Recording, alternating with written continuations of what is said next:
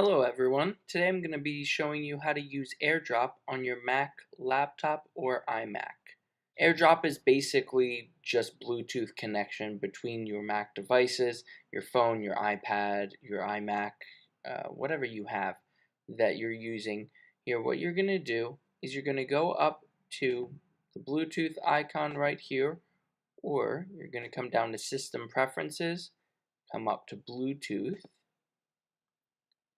and turn your Bluetooth on. Now today we're going to connect to my phone. I'm going to go to my phone. I'm going to pair those. It might take a second for you to see your device that you're trying to pair, and you'll see that we're connected.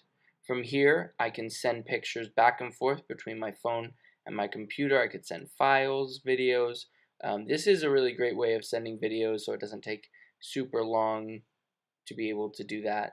So once it's connected, you can basically go here and start using it the way that you would normal Bluetooth devices.